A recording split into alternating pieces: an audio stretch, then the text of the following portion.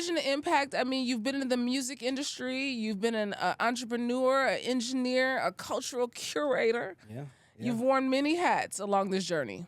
yeah. Renaissance man. Yeah, absolutely. So take me on this journey. What kind of has been the mojo? Because how do you go from engineering to the music industry, co-founder of the Trap Museum, to now being in telecommunications? Just being the master of the pivot. I was at Georgia Tech. I'm a native of Atlanta. Doing the whole chemical engineering thing, and I got a call, and the call was, "Hey, we need you to come and run this sports agency." And me not knowing anything about being an agent, I had to adjust. You were in college, Yeah. and somebody asked you to come and run a sports agency. Yeah, so my cousin, Yeah. who's T.I.'s best friend, they were running the label Grand Hustle, and Adam Pac-Man Jones actually reached out for some sort of management or help, and essentially they knew of my sports background in high school. I ran against Pac-Man in high school track. So, yeah, from there, I just took all my relationships from football in high school. A lot of my friends ended up going pro, so it just made sense. I learned to capitalize on my relationships. Yeah, capitalize on your relationships. So then you go from sports to then going into the music industry. Yeah, yeah. So I'll probably say around 2007 or 8. I was always interested in music, but after Tip went to jail, came back out, I had to figure other things out outside of sports, and went under the wing of my cousin and a couple other people, learned how to A&R, work with producers, manage talent, and yeah, did that for about 10 years. I would probably say, just on the music side. Yeah. Yeah, on the music side. Yeah. And now you have ventured into telecommunications. Yes. Yeah. That is correct. That is correct. How did you land here? It was random actually. I got a call from another one of my cousins. I got like a million cousins, and yeah, he said, "I want you to go check out this esports facility at Morris Brown." So I went over there, and this guy basically rigged a circuit, which is basically took the fiber out the ground, created a connection into the old arena. And I don't know if last time you seen the arena, it was vacant for like 20, 25 years. Yeah, with all the graffiti and everything. Exactly, exactly. So he was like, "Yeah, man, this is the fastest internet in the city." I'm like, "How?" Dude, this is one of the oldest buildings in Atlanta. So Yeah. he explained to me about a Google project that was there that was started to help the community, and they kind of just left it there. He was able to tap into that dark fiber, run his own circuit, and literally had the fastest internet. But at that time, it wasn't going back to Vine City or the Bluff or the AUC, but it was going back towards Georgia Tech, Mercedes-Benz, downtown, Midtown. And I saw the issue right then. That's when the light bulb went off, because at the end of the day, if you remember post-COVID, all of our kids were going to the library because they didn't have connectivity. Yeah. So I'm like, why is this like this? So I made a couple calls.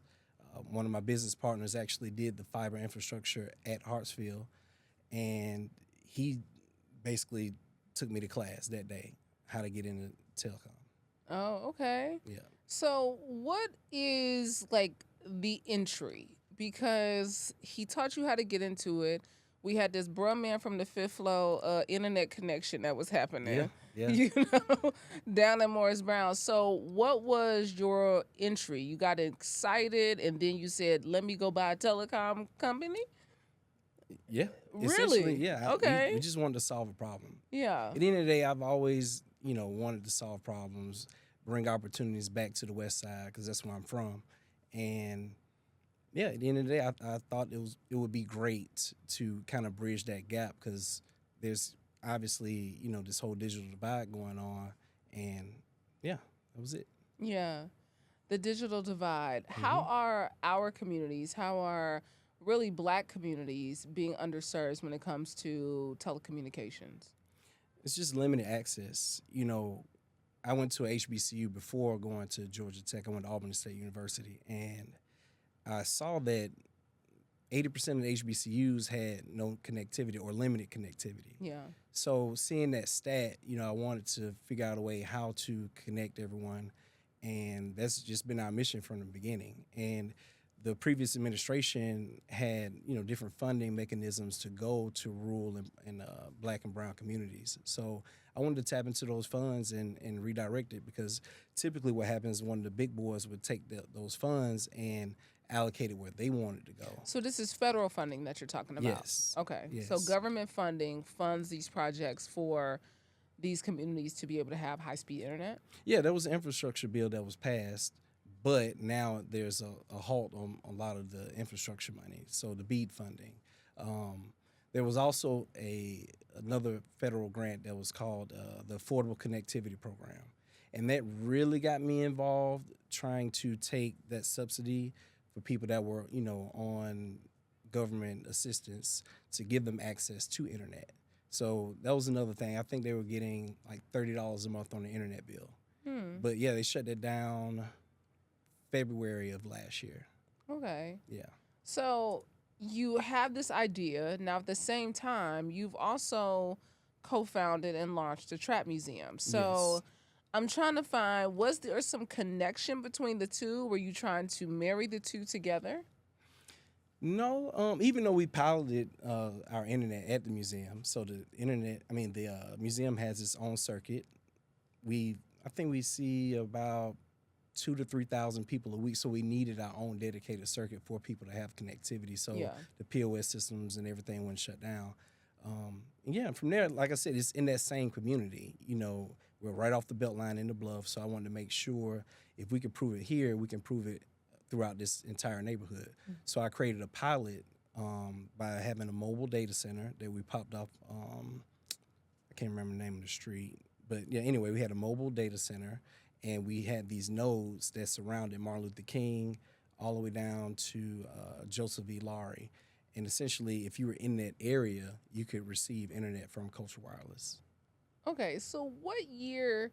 This is launched after the pandemic. Yes. So this is really 2021, so we're about 4 years ago. So Yeah. 4 years you launched this, and it starts off as a small connection in the West End area around the Trap Museum, Yeah. essentially. Yep. And so now, what is your coverage?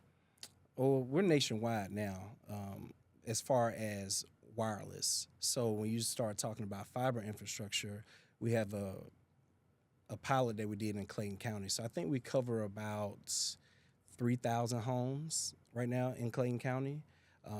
We're a part of a development in Los Angeles right now. We're also doing a big project in Jackson, Mississippi. So those are some of our key anchors as far as running fiber.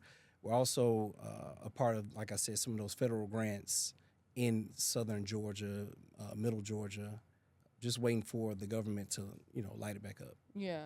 If that blessed you, trust me, you've only scratched the surface. There's so much more wisdom, truth, and transformation waiting in the full conversation. Click the link in the caption below to watch the entire interview, and don't forget to like, comment, and subscribe so you never miss an episode of Vault Empowers Talks.